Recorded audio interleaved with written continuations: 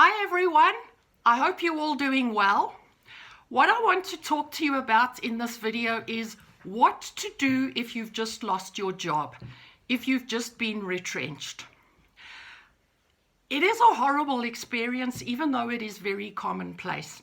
And in fact, losing your job is quite a traumatic experience, no matter how often it happens. It's not something that we ever really get used to.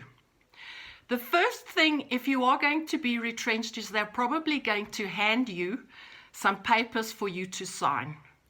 You might be put under pressure to sign immediately. Don't. You're not in the right mental framework to make any decisions right there and then. So take them home, read the papers, give them to somebody else to have a look at, discuss what's in there, discuss what you're going to get, and if you need to, even get a labor lawyer. And only once you're happy with it, sign it. The other thing is negotiate the best possible severance package for yourself.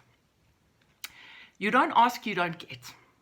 And most companies are going to give you as little as possible. So if you need to work with a lawyer, then work with one, but make sure you get absolutely what is fair and due to you, and try and get yourself a good package. The next thing, because finances will be a big issue on your mind, is sign up for all your unemployment benefits.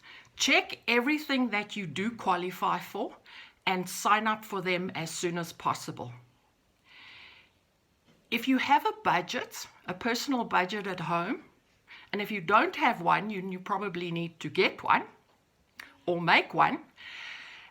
Have a look at what expenses you can cut in the interim until you find something else.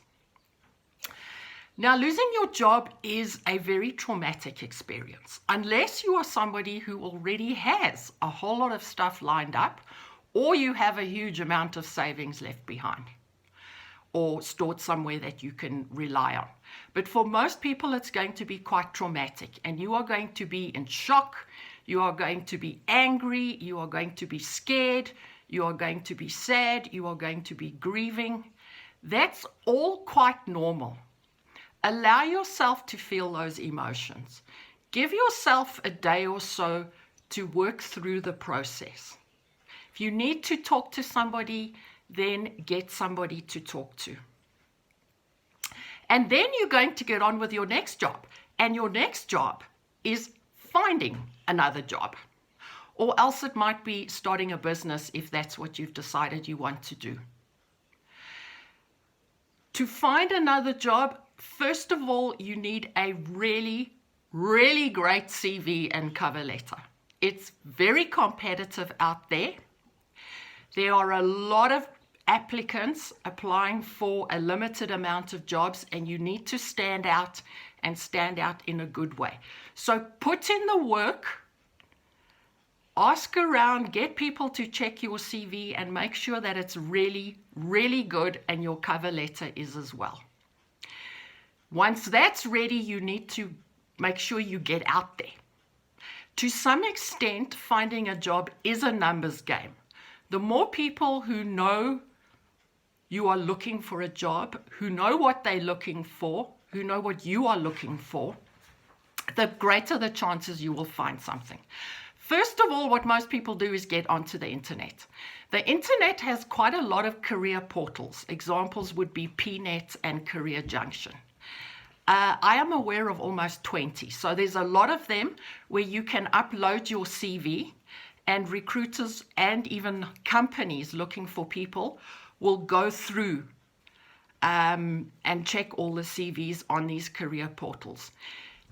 It can take quite some time to upload them, and there's a lot of information to put in, but don't give up. Put them up and make sure that you are seen in as many places as possible. You can also do a search on the internet. Just search for the job title you want. And some of the search engines like Google will even do Google Alerts, so you will be able to be informed every time somebody posts a vacancy suitable for the job you were looking for. Some companies on their websites, they have vacancies. So if there are particular companies you're interested in, then go onto their websites, have a look and see if there's any vacancies, and you can apply directly through their websites. There also, of course, are recruitment agencies, so don't forget about them. Go and have a discussion with them and take your CV to them. And then there's your network. I know you might feel a little bit embarrassed, but don't be. Retrenchment is a no-fault dismissal. You want to tell as many people as possible that you're looking for a job, because then you can have a lot of people helping you. And keep working on your network. Keep growing your network. Generally speaking, people who have very, very good professional and personal networks do quite well in finding another job. So you're going to be busy, and I'd recommend that you spend a couple of hours every day working on finding a job. You're going to look for job vacancies, you're going to apply for jobs. But then you also need to practice interviewing skills. Because if somebody phones you up and says, oh, we'd like to interview you tomorrow, you want to be ready. And interviews are something you can learn to be good at doing. And once again, given that it's so competitive, you want to be really good at doing. So learn and practice your interviewing skills. Now, finding a job in this environment must be one of the most demoralizing, demotivating things you have to do. It is going to test you in terms of patience, in terms of perseverance, in terms of resilience, and in terms of being able to handle rejection. You have to just keep going. If you're having a bad day, then maybe call it a day for that day and do something else, but the following day you need to go back. If you persist at it, if you keep going, then you will eventually find a job.